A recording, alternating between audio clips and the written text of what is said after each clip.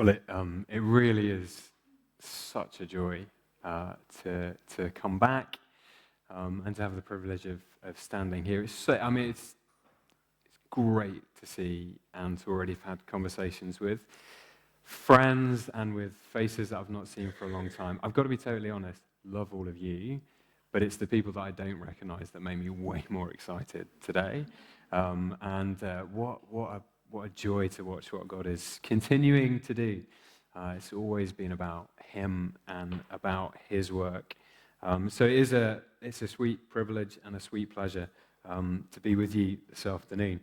One of the hallmarks of a Christian is gratitude. It's thanksgiving. It always has been. And the Bible is characterized, actually, when you read through, there is a joyful sense of thanksgiving that I think you find throughout. And the part of the Bible that we read, or that Rosie just read from, is all about this. It is from Luke, which is one of the records of the life of Jesus.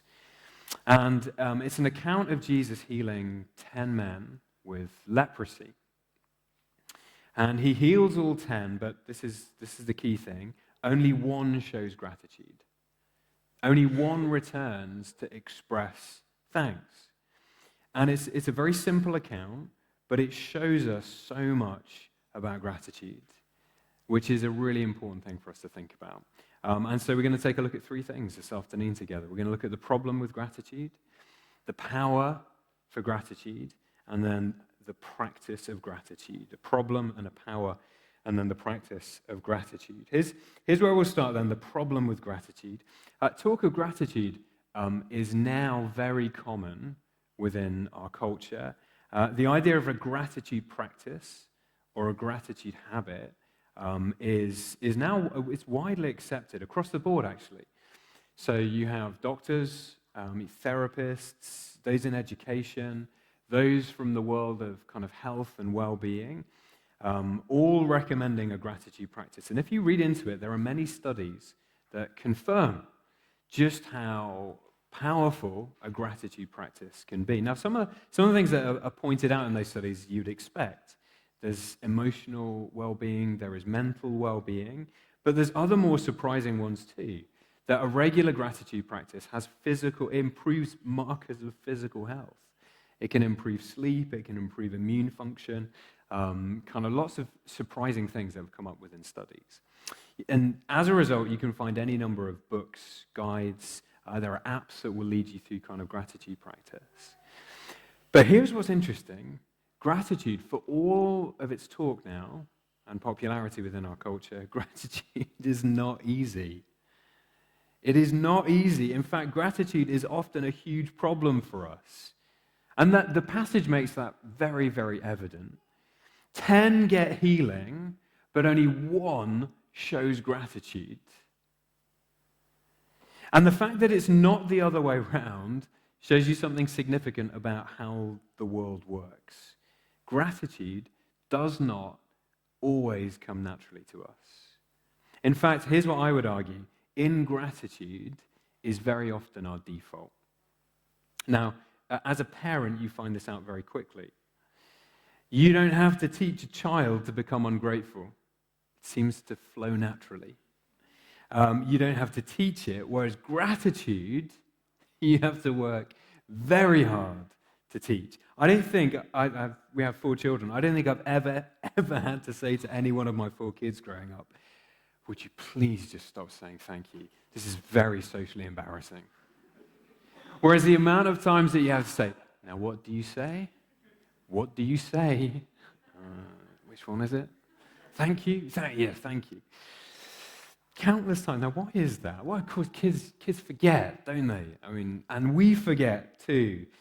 But that doesn't explain the kind of thing that you see within the passage.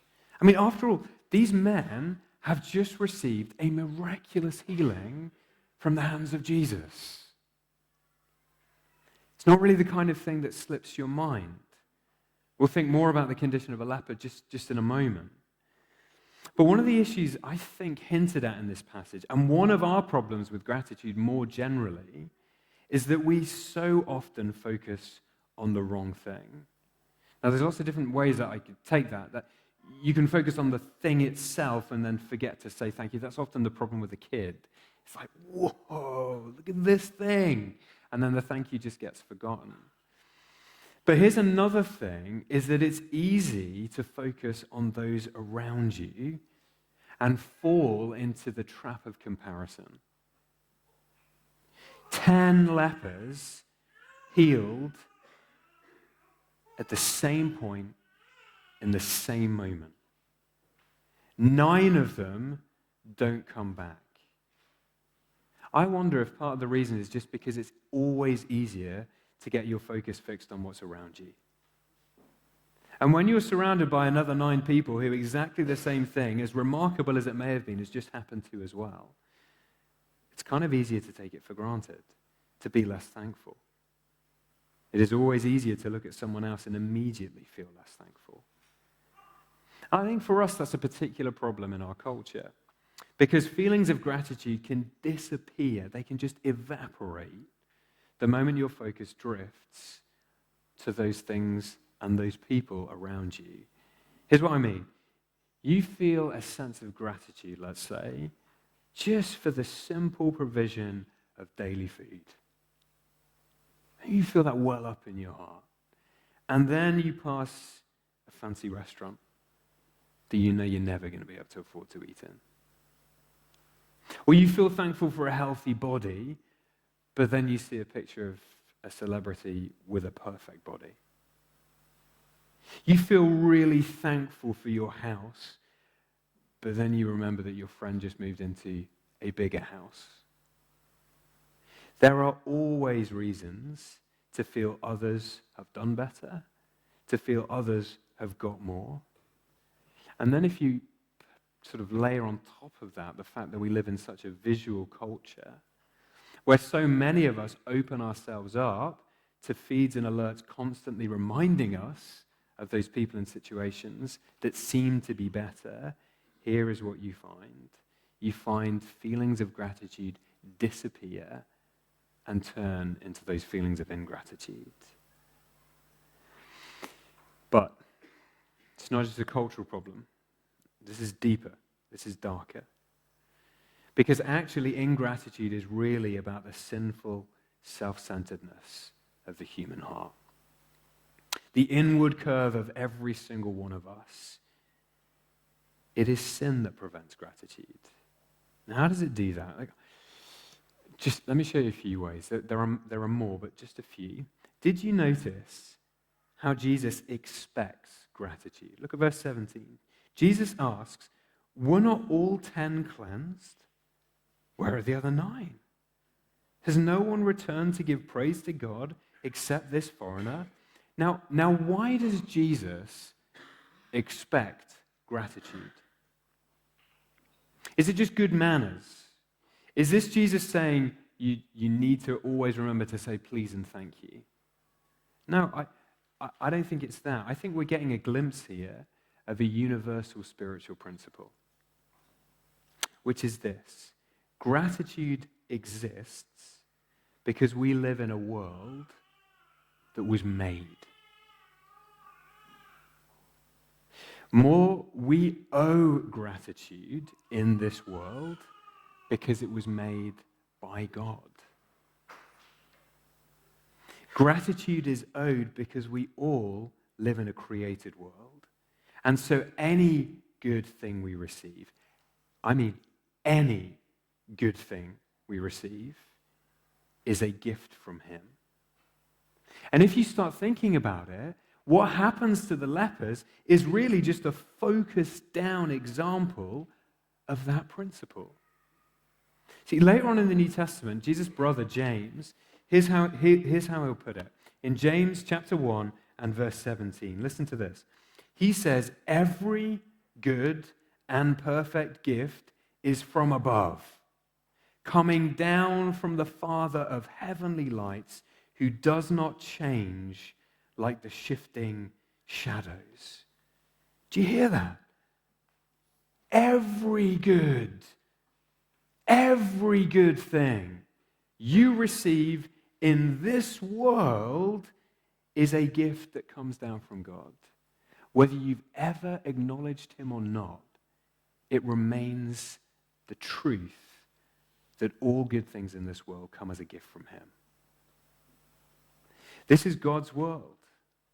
And a failure to acknowledge that, then by definition, it's ungrateful because it's a denial of reality.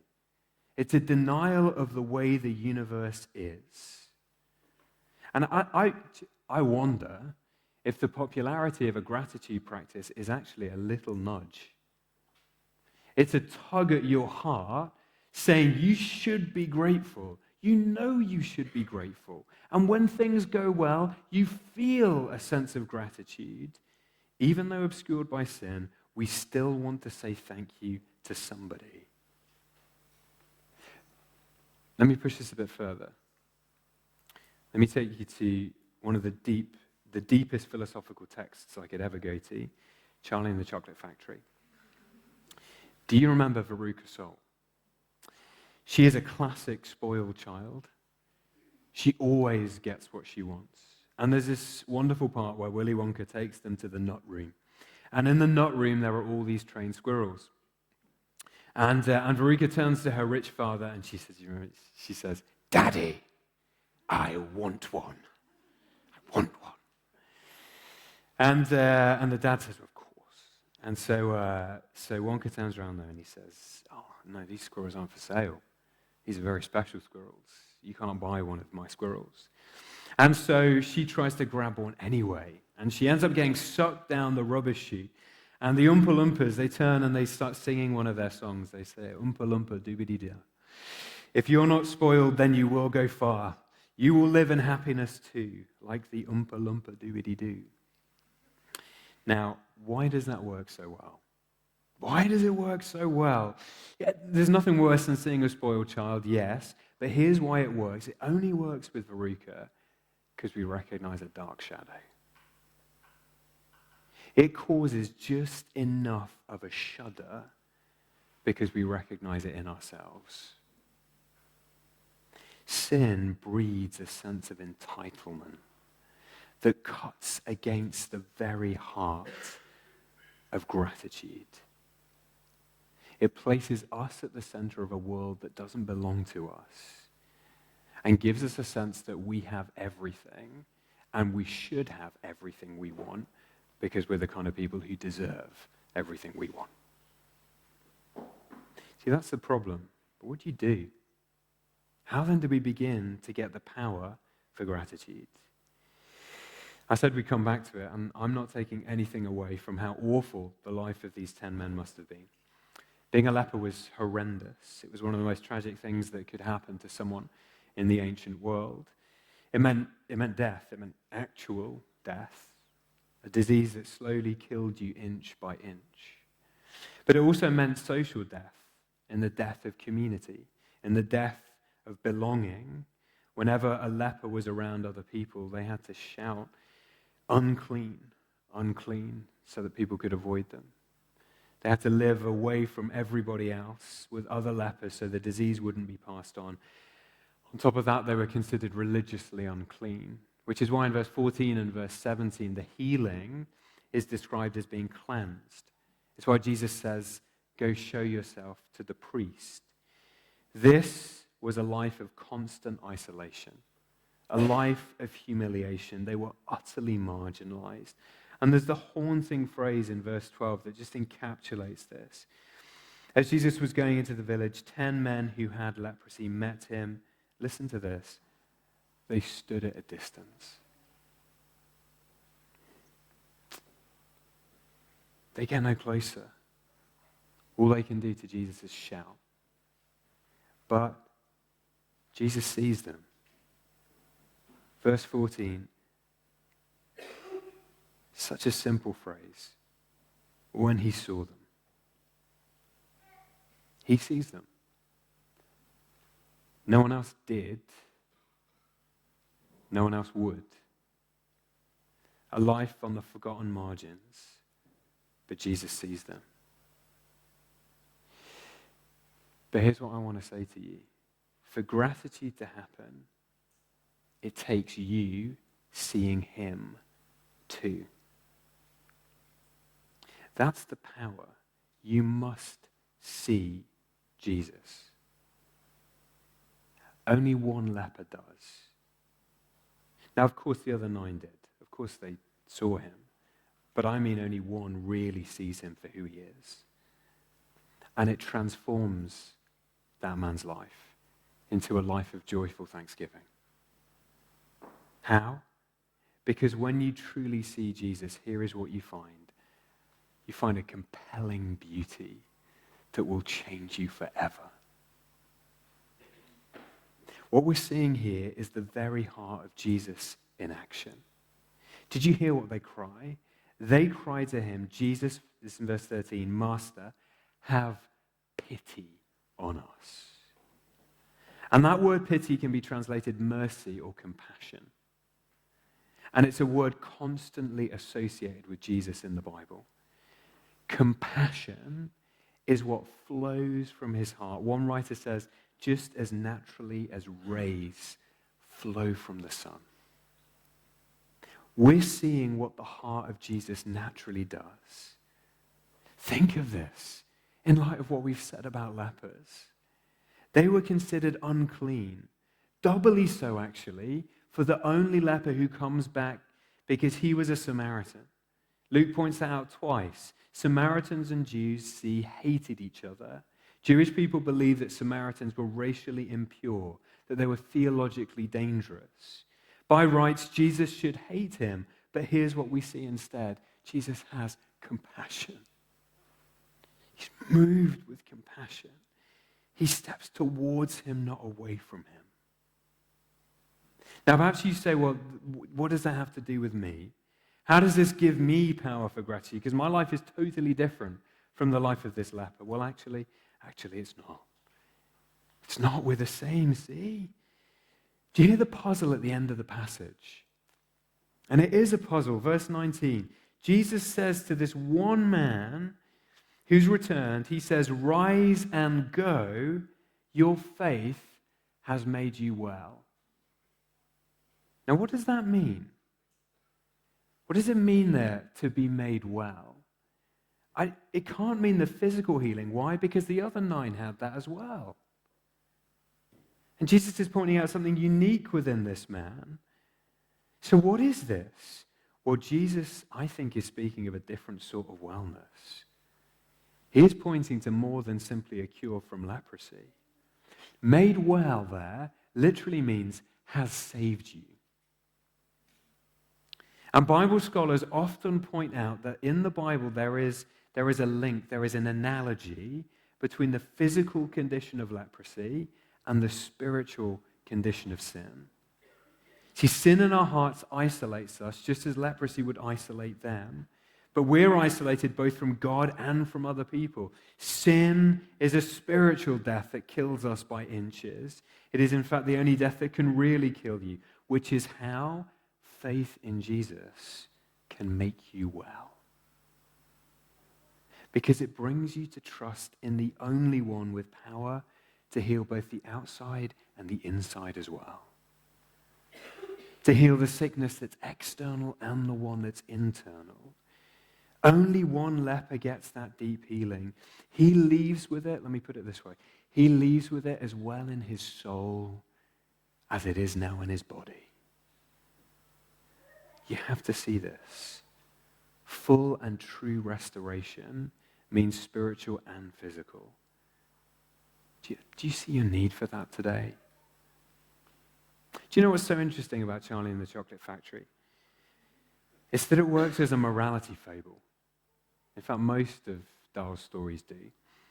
And right at the end, what happens? Charlie's the last one left standing.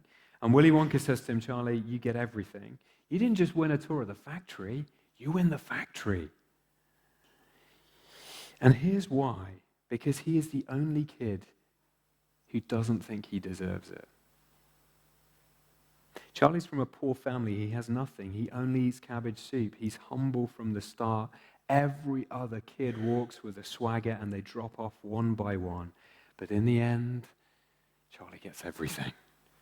because he realizes he deserves nothing. And do you know that is the cure for ingratitude? Verse 11 says Jesus is on his way to Jerusalem. That's more than just geography.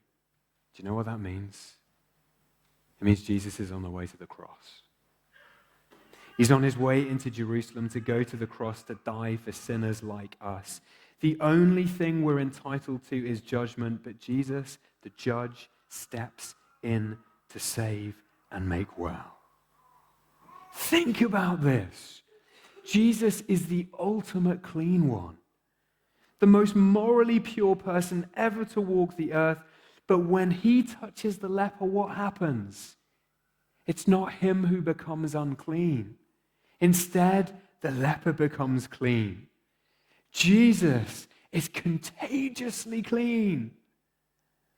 And as he comes to the leper, complete healing is restored. You have to let your soul be touched by the contagious cleanliness of Jesus. Do you see that? Do you see that? And when he does, it will melt you. It will melt you. When you really see him doing that for you, you will erupt with thanksgiving. Your heart will overflow with uncontainable gratitude because from the moment on, that moment forward, everything feels like a gift. If you ever read or speak to those who've had some kind of terminal illness, who've gone into remission, and they've had longer than they were expecting, this comes up over and over again, a sense of overwhelming gratitude. They're often the most grateful people you will meet.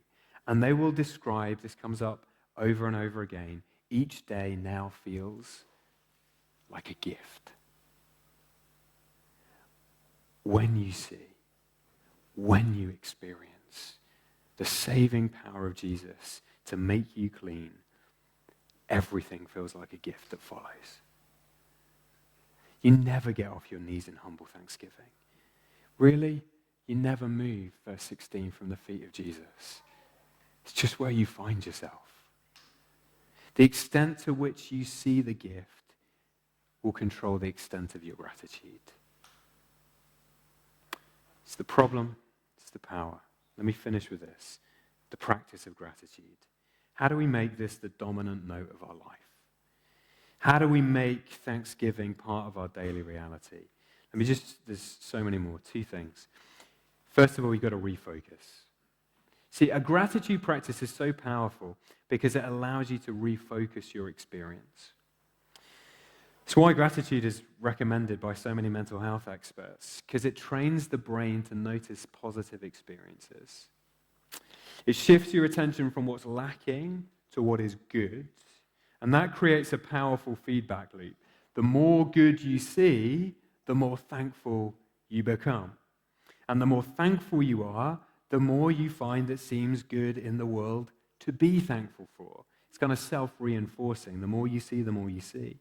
And the more you do this, the more your heart gets schooled in the practice of it. There's this great part in Romeo and Juliet where Friar Lawrence tells Romeo he's banished. I mean, that's not also great. It's his response that's great, because Romeo responds with high drama. It's a lot of work. Romeo's a lot of work. And he says, banishment.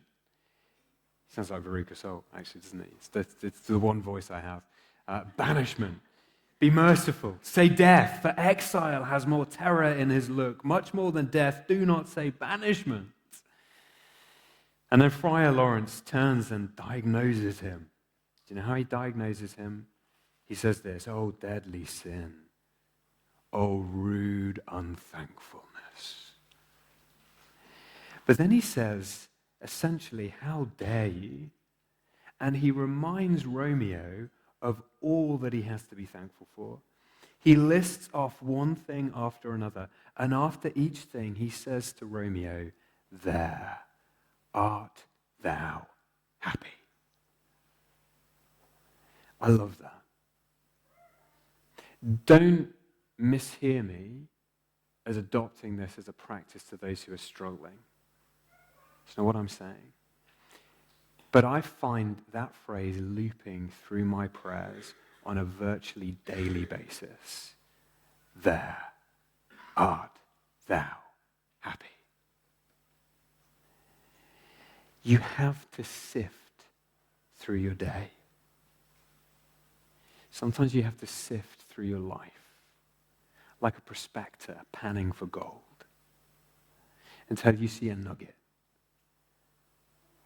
And then you turn that nugget to a prayer of thanksgiving as you say, in all of today, maybe it felt like there were 100 hard things there.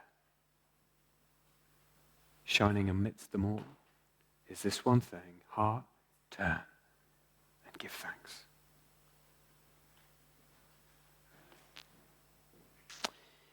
But more specifically for a Christian, you have to refocus the gaze of your heart upon God himself.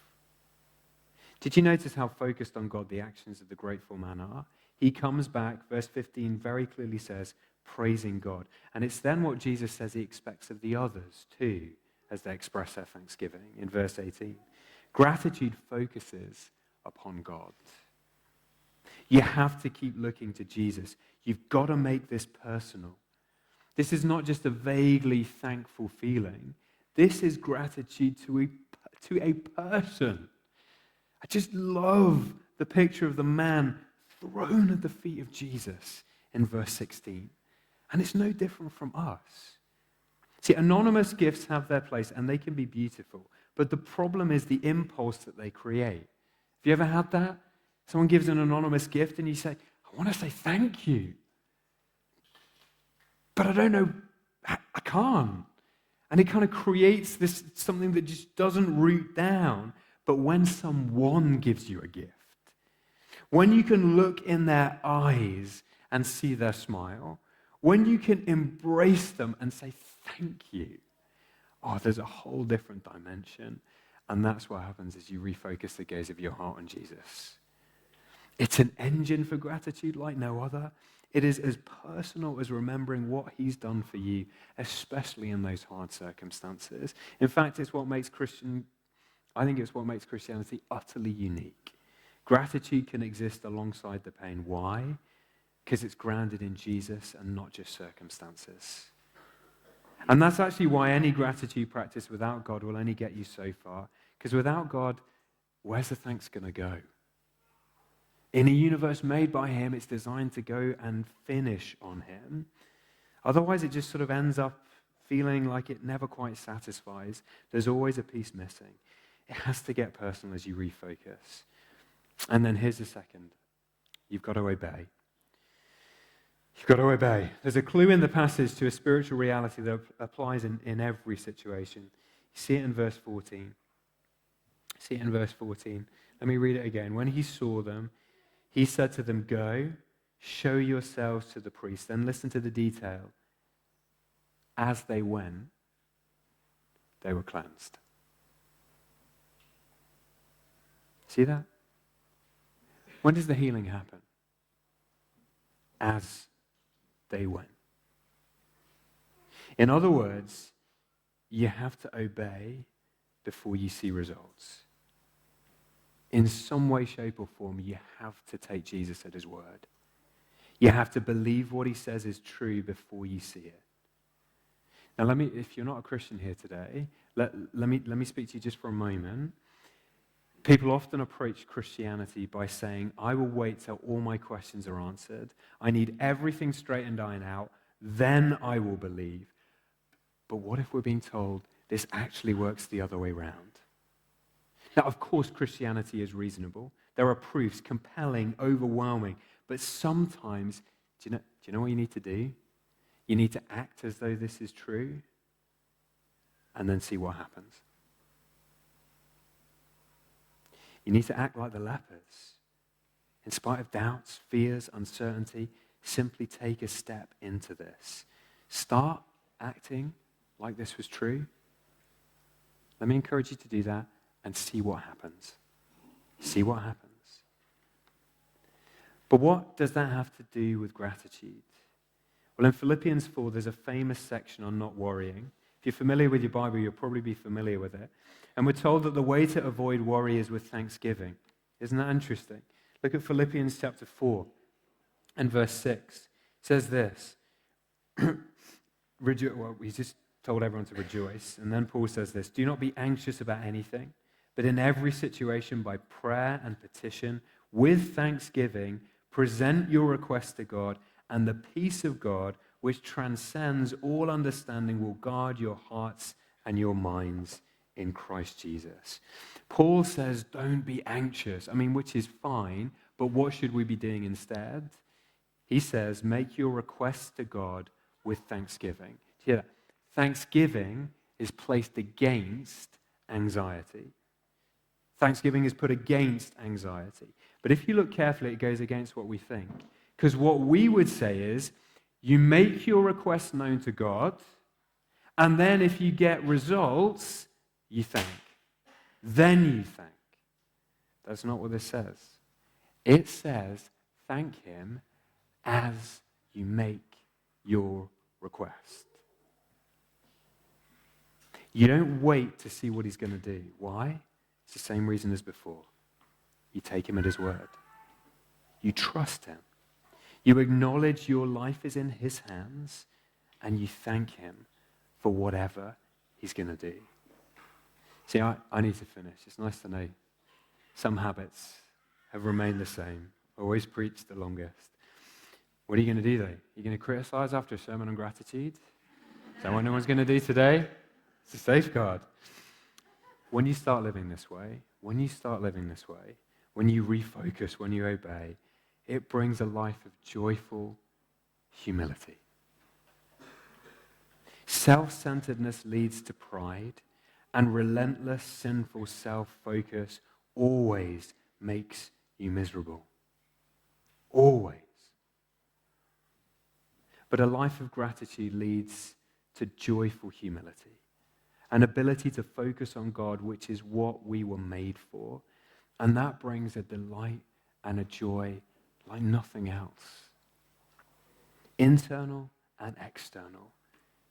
Just look at the joy of the leper. Exuberant. Just overflowing. He cries out so loud in verse 15 because his heart is so full. And there's no reason that can't be us as well. Let me pray.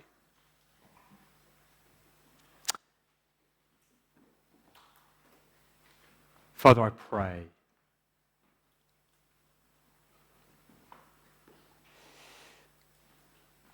that you would teach us to be thankful people.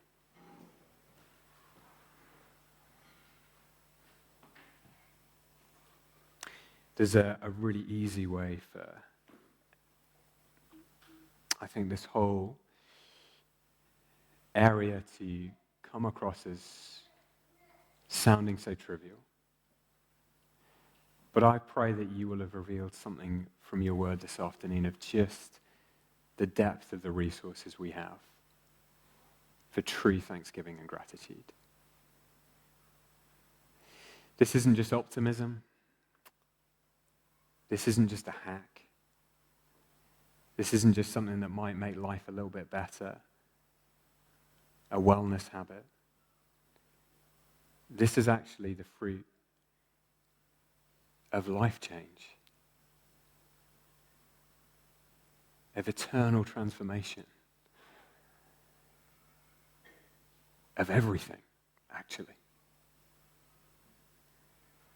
And so would Redeemer be a church profoundly shaped and characterized by a deep thanksgiving. I really ask that when people come and spend time in and around this community, they'd be struck by the gratitude.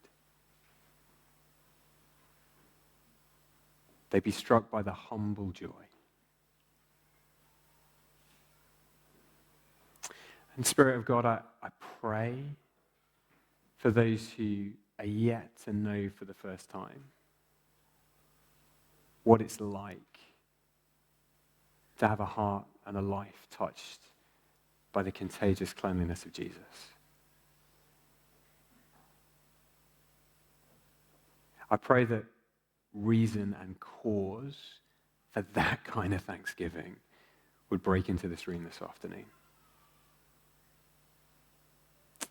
Maybe you just want to nudge someone closer.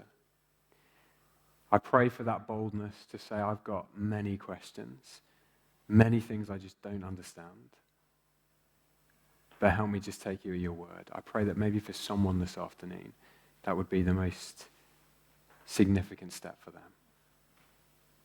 And Lord, I just thank you for the privilege of standing up and being able to share the word together.